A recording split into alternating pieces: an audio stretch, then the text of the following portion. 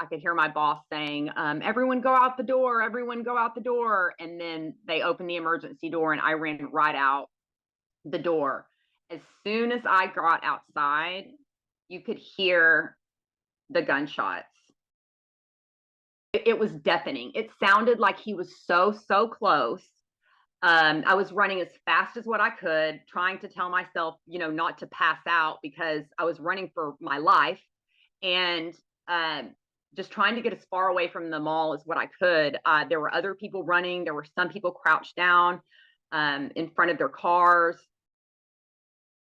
From one end of the property where my store is, I ran to the complete other end of the center and then took a right to leave the property.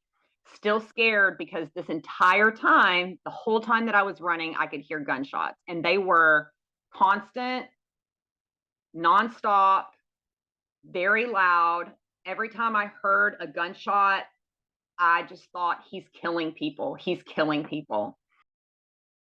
I was going to put some cardigans out, and had just a few minutes ago clocked back in from my lunch break, and two little girls came, and I saw one crawl under the door. The rack, the clothing rack that I was working out of was pressed pretty close, maybe 6 inches away from the fitting room door, so that it was pretty much blocking the door to the fitting room. But one little girl climbed around the rack and underneath the door.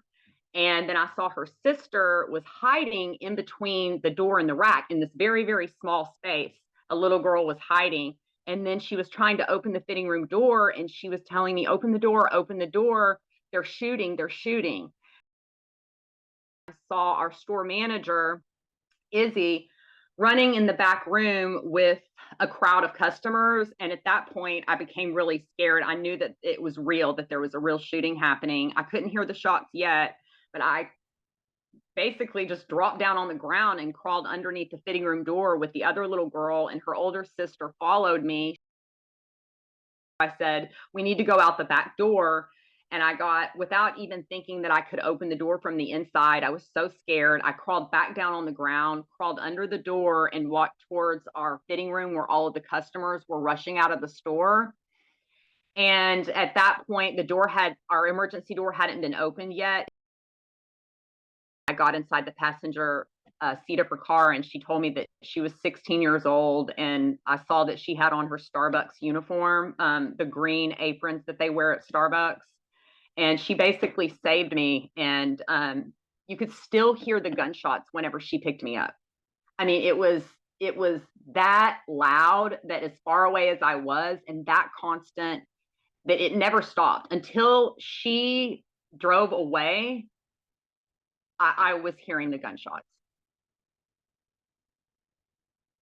She drove us to a gas station, and we sat and just, she went inside and bought me a Coke. She was so sweet.